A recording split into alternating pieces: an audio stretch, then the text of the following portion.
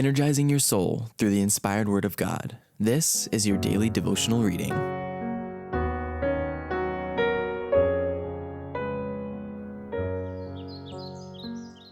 Maranatha, the Lord is coming.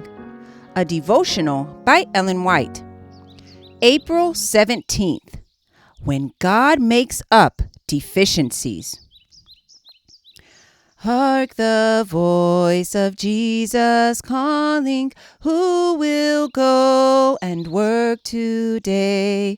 Fields are white, the harvest waiting, who will bear the sheaves away? Loud and long the Master calleth, rich reward he offers free. Who will answer when he calleth, here am I, O Lord, send me. When God makes up deficiencies, we then, as workers together with him, beseech you also that ye receive not the grace of God in vain. 2 Corinthians chapter 6, verse 1. We are to be partners in the work of God throughout the world. Wherever there are souls to be saved, we are to lend our help, that many sons and daughters may be brought to God. The end is near, and for this reason, we are to make the most of every entrusted ability and every agency that shall offer help to the work. How the angels must feel as they see the end approaching and see so many of those entrusted with the last message of mercy huddling together, attending meetings for the sake of benefit to their own souls, and feeling dissatisfied if there is not much preaching, while they have little burden and are doing little for the salvation of others. All who are indeed united to Christ by living faith will be partakers of the divine nature. They will be constantly receiving from him spiritual life, and they cannot be silent. Life always shows itself in action. If the heart is living, it will send the lifeblood to every part of the body.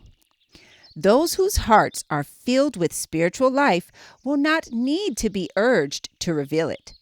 The divine life will flow forth from them in rich currents of grace. As they pray, as they speak, and as they labor, God is glorified. It is not the most brilliant or the most talented whose work produces the greatest and most lasting results. Who are the most efficient laborers? Those who will respond to the invitation, "Take my yoke upon you and learn of me, for I am meek and lowly in heart."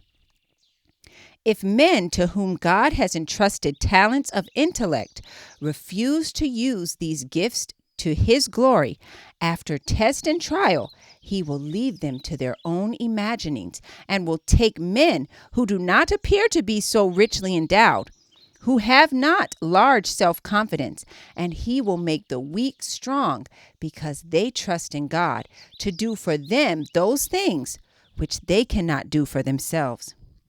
God will accept the wholehearted service and will himself make up the deficiencies.